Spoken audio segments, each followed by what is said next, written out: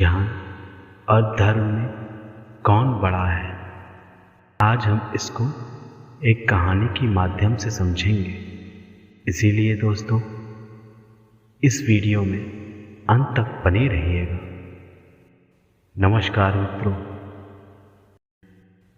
तो ज़्यादा समय व्यर्थ ना करते हुए आरंभ करते हैं आज की कहानी।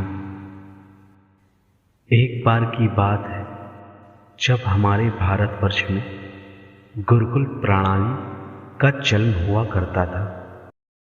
ऐसे ही एक गुरुकुल में मतंग नाम के गुरु हुआ करते थे।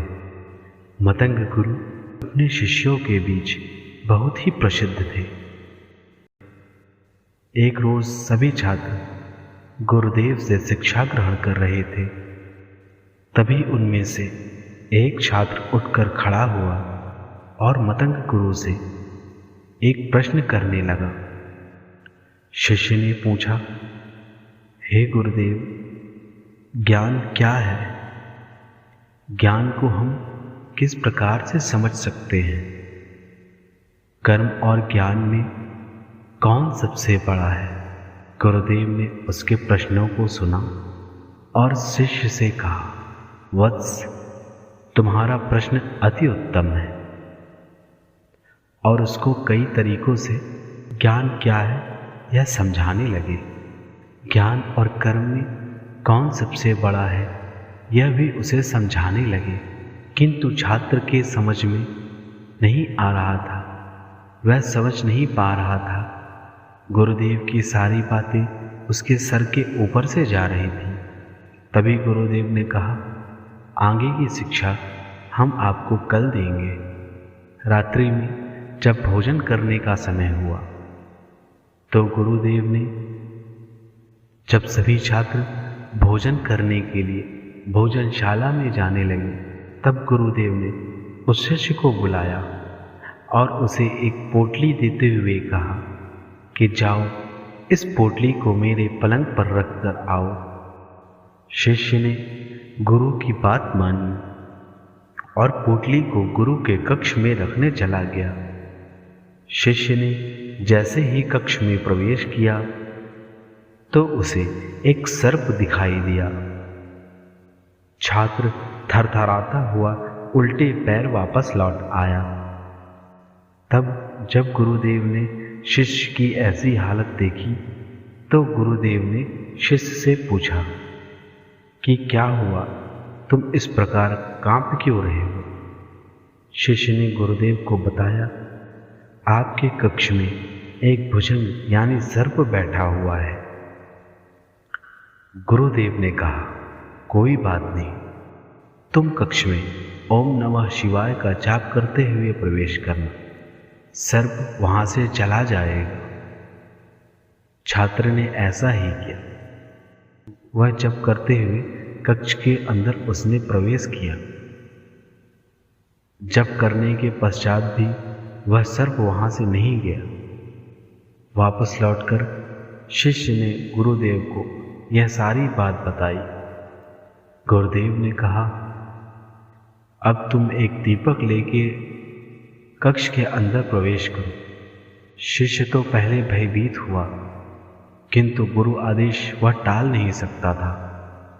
इसीलिए उसने दीपक लिया और कक्ष के अंदर प्रवेश किया।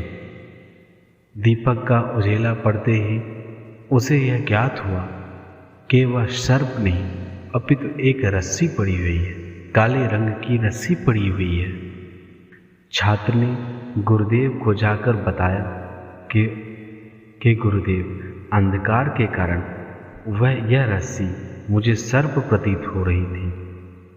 रस्सी की बात सुनकर गुरुदेव मुस्कुराए और शिष्य से कहा, पुत्र, संसार गहन अंधकार का जाल है। इसे केवल ज्ञान रूपी दीपक से ही मिटाकर सच्चाई या असली ज्ञान को प्राप्त किया जा सकता है। अज्ञानता होने के कारण ही हम बहुत से भ्रम पाल लेते हैं। अज्ञानता होने के कारण ही हम बहुत से भ्रम पाल कर रखते हैं। इस अंधकार को दूर करने के लिए हमेशा ज्ञान रूपी दीपक का सहारा लेना चाहिए। कर्म तभी होता है जब आपको कर्म का ज्ञान होता है। ज्ञान के बिना कर्म नहीं हो सकता। जिस व्यक्ति का ज्ञान जिस प्रकार का होगा, उसका कर्म उसी प्रकार का होगा।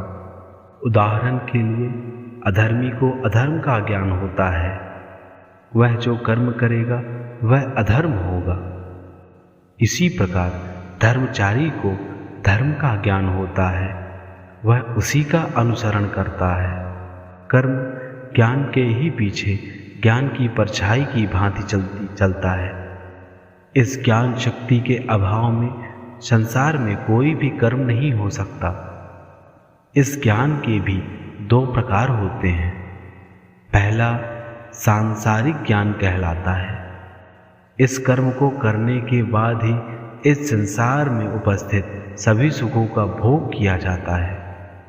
दूसरा आध्यात्मिक ज्ञान कहलाता है। आध्यात्मिक ज्ञान की सहायता से ही हमें ईश्वर की प्राप्ति एवं मोक्ष की प्राप्ति होती है। यह ज्ञान हमारी चेतना का ही एक स्वरूप है। वत्स, चेतना का ज्ञान होना ही असली ज्ञान होता है। जिस ज्ञान को प्राप्त करना मनुष्य के जीवन का असली लक्ष्य कहलाता है। इस प्रकार उस छात्र को ज्ञान और कर्म के बीच अंतर समझ में आया और ज्ञान क्या होता है यह भी उसे जानने को मिला।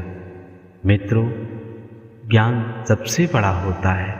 अगर ज्ञान न हो तो हमारा कर्म उचित और अनुचित के बीच में भेद ना कर पाएगा।